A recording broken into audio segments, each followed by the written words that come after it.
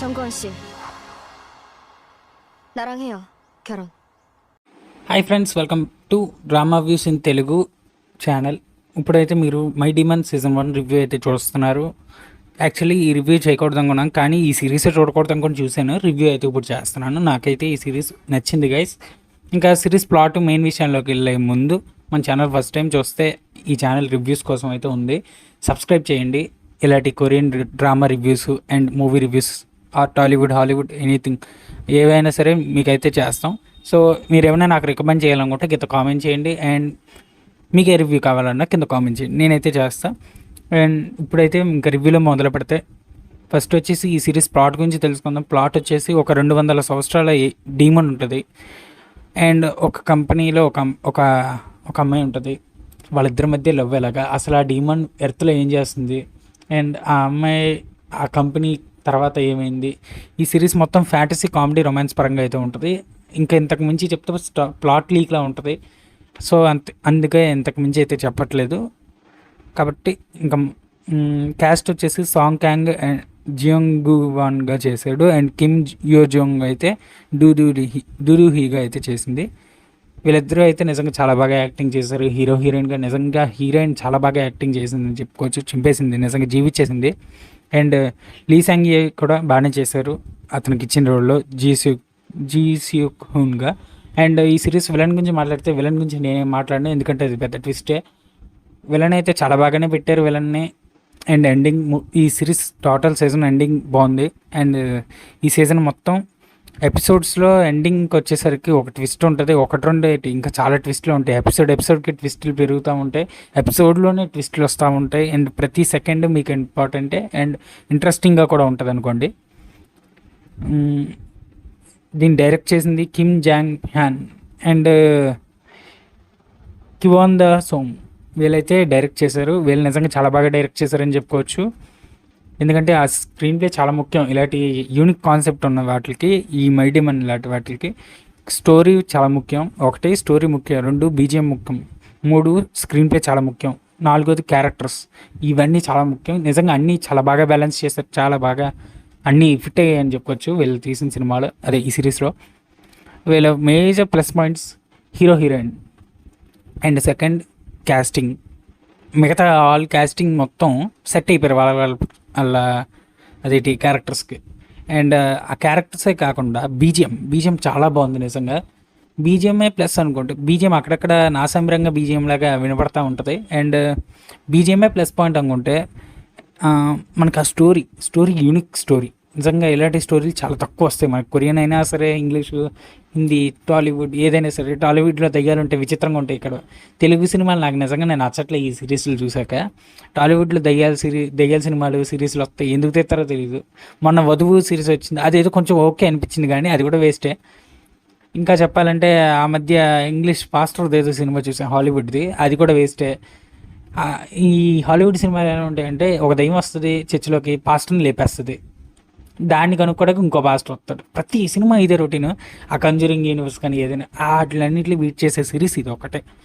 వాటన్నిటి మీద ఇదే చాలా బాగుంటుంది, మీకు నచ్చుద్ది ఖచ్చితంగా ఒకసారి అయితే మీరు చూడండి, మీకైతే చాలా బాగా నచ్చుద్ది. కాస్టింగ్ అందరిది బాగుంది, బీజిఎం చాలా బాగుంది, అండ్ ట్విస్ట్లు బాగుంటాయి.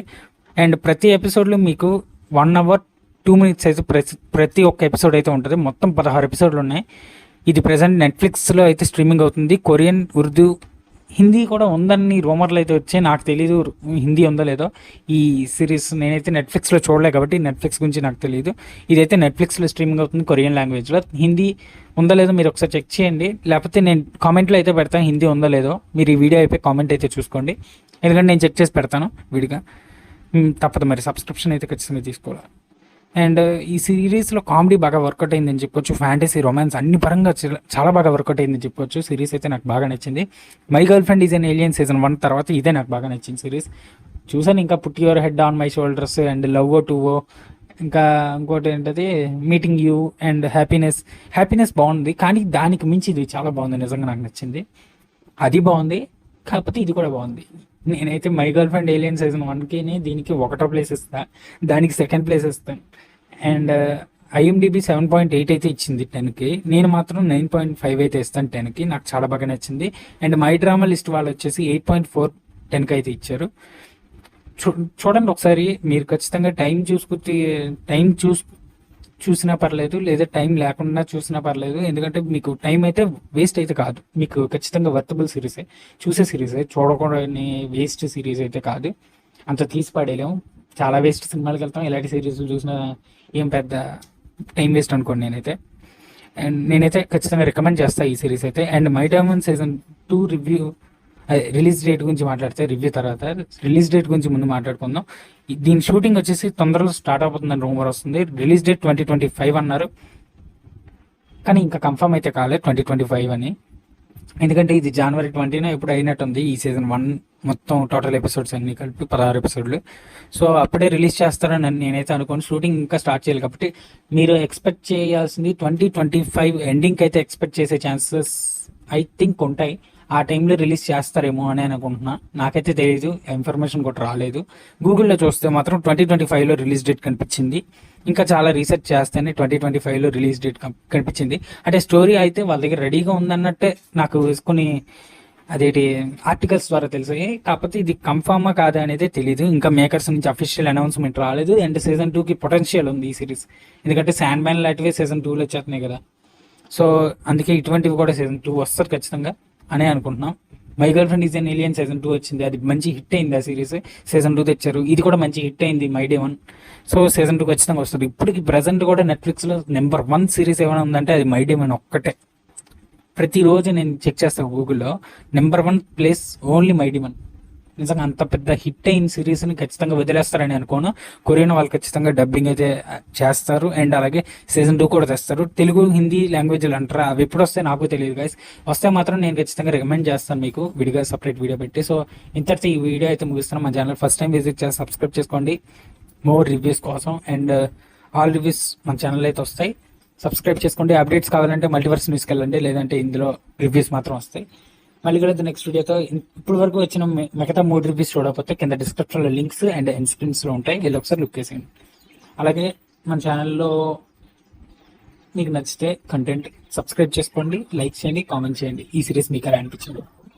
మళ్ళీ నెక్స్ట్ వీడియోతో.